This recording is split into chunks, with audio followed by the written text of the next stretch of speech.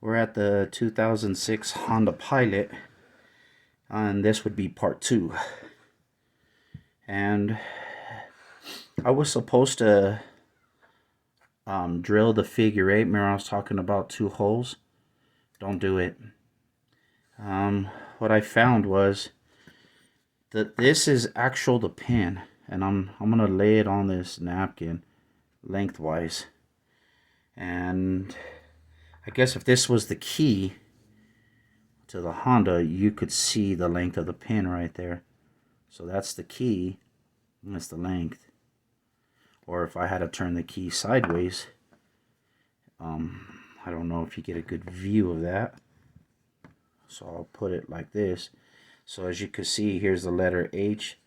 So it's actually 1/3, and that's the pin. Alright, so what I did was, I had a tiny drill bit, and it was exactly where I said it would be. So this is under the ignition. This is the key. So if this goes to the bottom of the ignition, you turn it up, and that's where the hole is going to be. So the hole is directly right over the key. And so what I did was I stuck a drill bit down the hole. Now if you use a drill with your hand, a handheld drill, the bit is going to break because your hand is not stable. I do highly recommend to use a drill press. That would be more stable, and you're able to do this.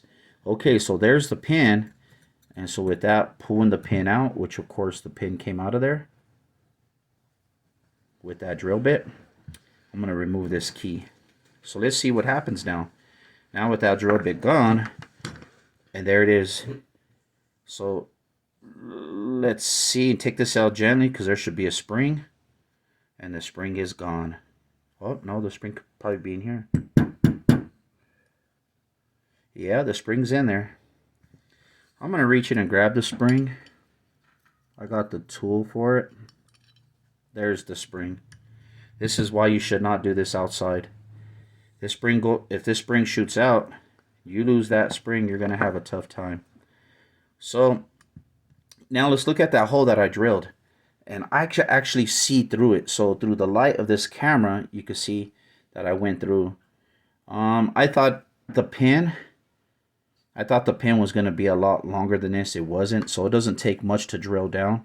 And don't drill a bigger hole than you have to. You could use the same bit. So I could actually get this and poke it through, see?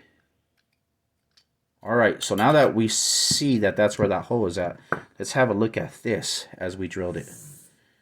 So, of course, here we go. So I drilled a hole, and that's the hole I drilled. So it looks like I went further than what I had to. So I guess you really don't have to go far. Look at the distance of this key. And all you got to do is clear the metal. So you're really not going far at all down the cylinder, if that's the pin. Because if you go any further, you're going to drill into the cylinder itself. Like I did, apparently. Or maybe that... Oh, the hole is supposed to be there. I guess that's where the other half of the pin is at. It's in there, so the hole goes in there. You would think this pin locks the cylinder from here, but it doesn't. It locks it from here. So that's something to keep in mind. So as you can see, and this thing does not... When you drill that hole, this doesn't slide out easy, actually. I literally had to manipulate it with a flathead screwdriver. But you're going to want to really be careful because this metal of some sort, don't want to call it cast iron or so, but it's definitely weak. Now that we got this part done, because it was about removing this, this is the casing. We're going to put the casing to the side, and there's the pin. We need to figure out how to fix the wafer that's busted inside of this.